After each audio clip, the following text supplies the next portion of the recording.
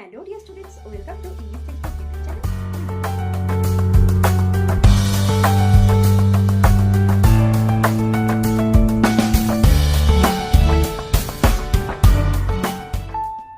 Hello dear students, welcome to English Textbook YouTube channel.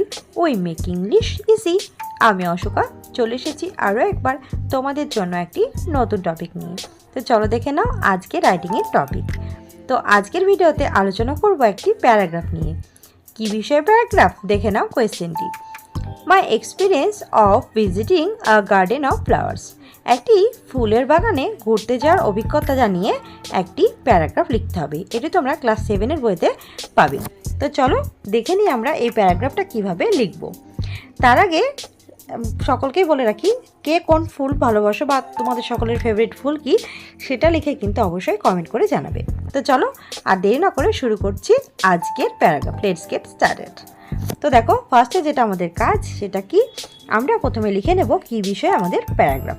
তো দেখো, মাই experience of visiting a garden of flowers. তো আমার অভিজ্ঞতা একটি ফুলের বাগানে ঘুরতে যাওয়া। তো এইটা নিয়ে আমরা যেহেতু লিখবো, তো আমরা টাইটেলটা প্রথমে লিখে নিলাম। এবার আমরা দেখো ফার্স্ট লাইনটা কিভাবে শুরু করব।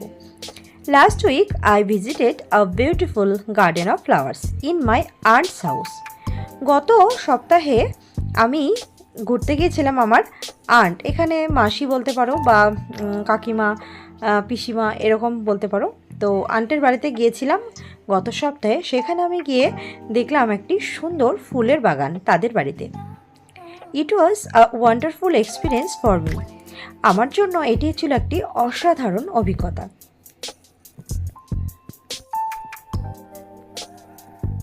এর পরের লাইনটি দেখো, There were variety of flowers such as roses, sunflower, jasmine, lotus, marigold, morning glory, hibiscus, gardenia, etc. and other plants. তো যেহেতু আমি ফুলের বাগান দেখতে গেছি বা ফুলের বাগানটি এত সুন্দর, তো সেখানে তো ফুল থাকবেই, তাই না?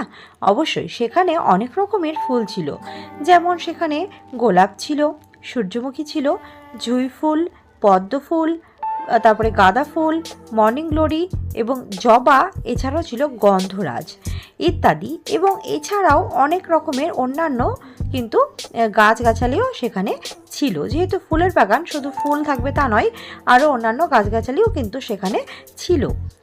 দে were varieties in shape, size and colour.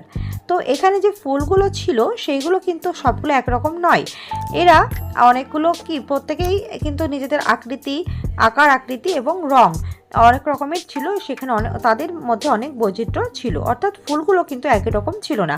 তাদের আকার আকৃতি এবং রং সবই কিন্তু আলাদা ছিল, এবং অবশ্যই প্রত্যেকটা ফুলের আলাদা সুগন্ধও কিন্তু থাকে।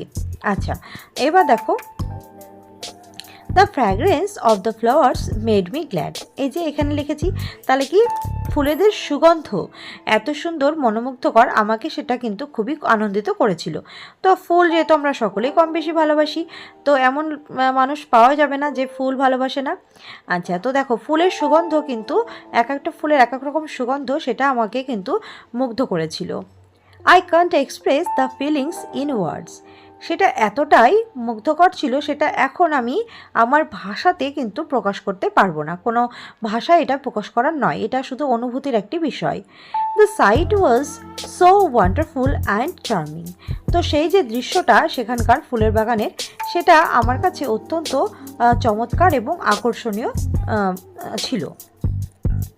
দেখতে পাচ্ছ একটা এরকম ফুলের বাগান, সেখানে একটা এরকম দোলনা থাকলে সেটা কার না ভালো লাগবে, তাই না?